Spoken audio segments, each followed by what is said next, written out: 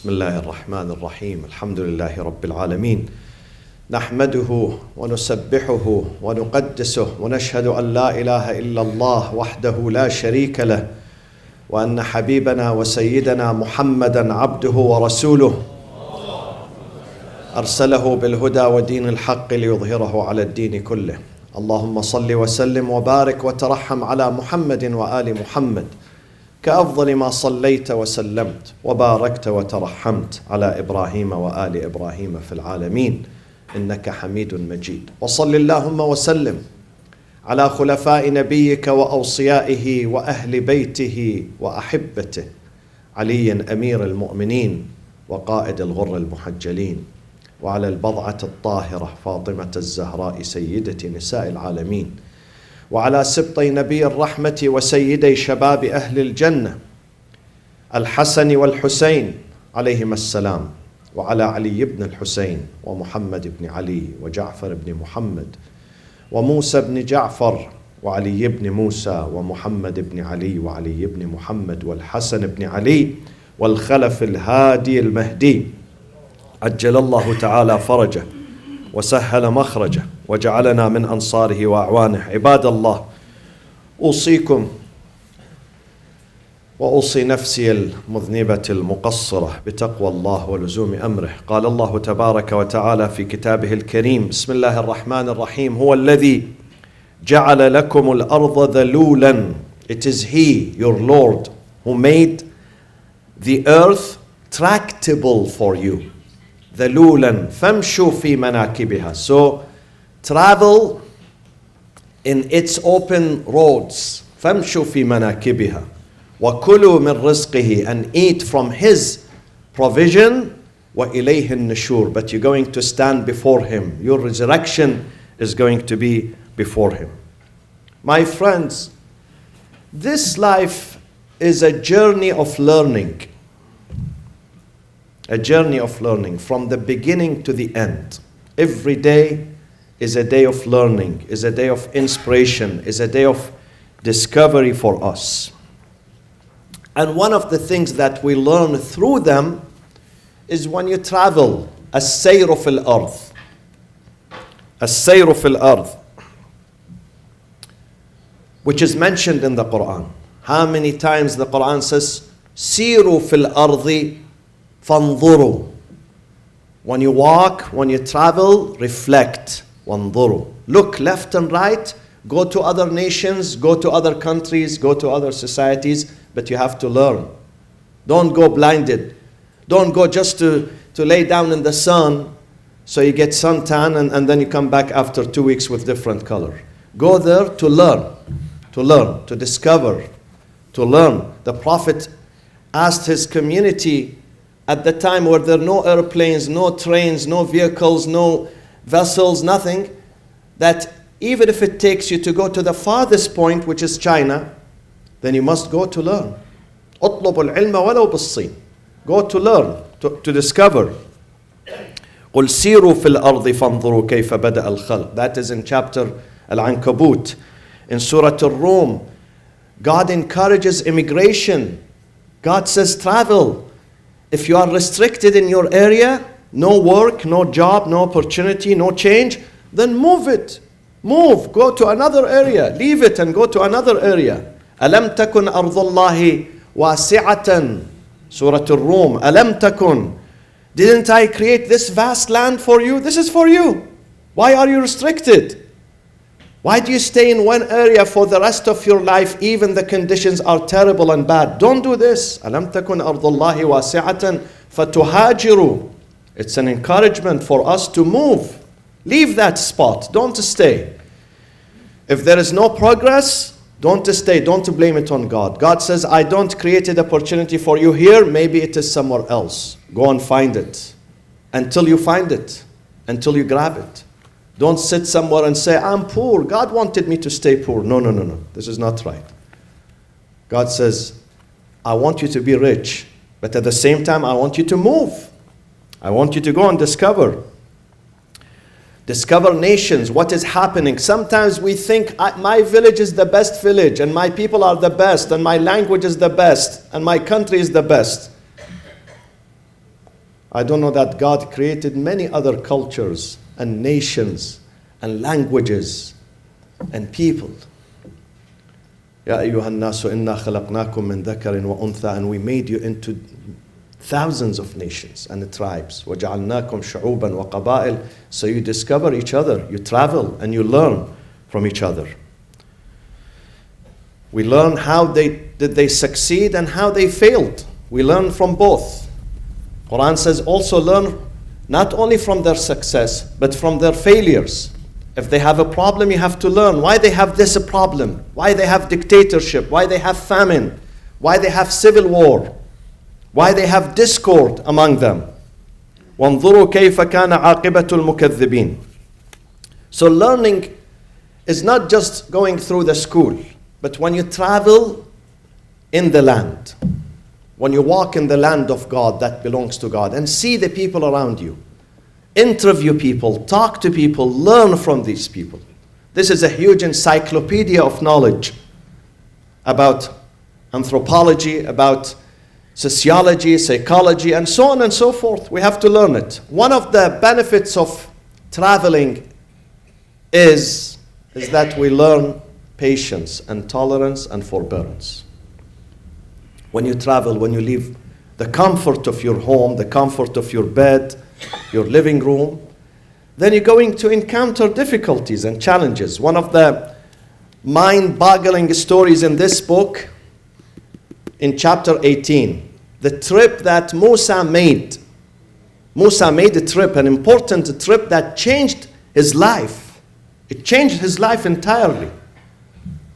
It was a wake-up call for Moses, because Moses one day asked God, God, show me some of the unseen, some of the things that ordinary people do not notice. God says, okay, are you ready for it? He said, yes. But he wasn't quite ready. He wasn't. If you read Surah Al-Kahf, he wasn't. He's a human being. So God said to him, go to such and such a place. You're going to find such and such a man. That is going to be your mentor, your tourist guide. Listen to him. Don't disobey him. So he found him. Some stories say this is another prophet, Al-Khidr, who was the teacher of Musa. And Musa humbled himself before him. Ala an tu'allimani. I accompany you and I serve you. I'm even ready to serve you. So it changed his life. He saw things that are very incredible in this story. Unthinkable, some of them. Unthinkable. Musa was shocked. But that guy said to him, you have to be patient. You have to be patient till the end. If you are not patient, you are not going to learn. So when you travel, tell your wife, tell your kids, you have to be patient. One of the things we learn when we travel is we are patient. The other thing that we learn and I learn when I travel, when I go to poor areas, deprived areas, poor communities, they have no privileges. They don't enjoy what we enjoy in the richest state in America, the state of California, in the richest county in America, Orange County. They don't have these privileges, amenities. They don't. They can barely find, in some communities, barely find some food to survive on basic food. So when we return, we have to be thankful to God. We have to be grateful to God. When you look at your family living in peace, they have education, they have health care, they have bed, they have electricity, they have running water, they have medicine, they have peace and security. In some countries, they don't dare leaving their homes, their neighborhoods. It's not safe. So when you find these things, you have to give thanks to Allah. Always give thanks. That alhamdulillah, I'm much better than others. Look at the suffering of others. But sometimes I see the opposite. Sometimes I see the poor people, they give thanks to God, and the rich people, they don't give thanks, they complain. I see the opposite. We have to learn to be thankful. And to be thankful is not easy. This is the biggest test. To be thankful. To be thankful. To appreciate. To be grateful to God. One day, someone came to Imam al-Sadiq. He said to him, God has given me so many things in my life. How can I thank him? Imam al-Sadiq said you can thank him when you say sincerely from the bottom of your heart, Alhamdulillahi Rabbil Alameen. When you say it with conviction, with understanding, you are paying back to God. You are becoming thankful to God. Do we say this sentence? How many times we say Alhamdulillah Rabbil Alameen? So we have to say it. We have to learn to be thankful. Otherwise we lose what we have. لَإِن شَكَرْتُمْ لَأَزِيدَنَّكُمْ. And the last part of traveling. What do we learn? Traveling also teaches us how to survive on the minimum. Because sometimes, thanks to United Airlines and Delta and American Airlines, they charge you on the back. So people put all their things in the carry-on. So they don't pay extra money. But this is good, believe me. It teaches you how for 3 days, 4 days, 1 week, 10 days, you survive on the minimum. And then when you come back home, you realize that much of the things that you have is extra. You really don't need it. It's not necessary. You can survive without it. You come back, you look at your wardrobe, the stock of clothing, shoes that you have, too much. You don't even use them. And you could survive for 2 weeks on the minimum. So we learn.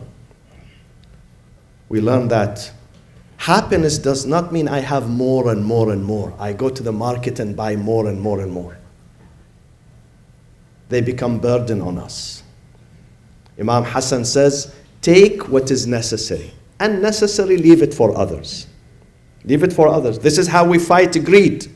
We fight greed when I use what I really, whether it is food, clothing, space, vehicle, I use what is really necessary for me to survive. The rest, if I leave it for others, there is no more greed. There is no more conflict. There is no more fighting. Tonight, inshallah, the youth session begins at 7 p.m. And tomorrow we have the Arabic session at 6 p.m. from 6 to 8. Before that, we have the memorial for Marhum Al-Hajj Ali Al-Rubay'i from 3 to 6 here, inshallah. And then the Saturday, the 15th of February, the Ladies Committee at IECOC, they are organizing the ihtifal, the celebration of the Milad of Lady Fatima al-Zahra alayhi salam, which is open for men and women, and they need the encouragement of their husbands and their sons and their brothers and the men in the community. So please give to them, donate. They have some bake sale outside, so if you can help buy something on the way out, you help them and you encourage them. And inshallah on Saturday, March 7th, we're going to have the celebration of the Milad of Amir al-Mu'mineen alayhi salatu wassalam. For those of you who have not voted so far, there are some sisters standing outside with this card. They would help you to register to vote. As I said in my first sermon, it is our duty to choose the righteous leadership. This is your moral duty. You can't say to God, I did not go to vote, because none of them was good. Maybe none of them is good, but choose the one with the least harm. This is what you say. Bayni, say, this is between me and God. This person is the least harmful person, if he's not the perfect. But you have to do that. You have to exercise your moral right in trying to choose your leader in this life. Of course, our leader in the Akhirah is the Prophet and Amir al-Mu'mineen and Ahlul Bayt. No doubt about that. But people who run our affair in this little life that we live for a few days and then we check out, those people also we have to take care of this life too.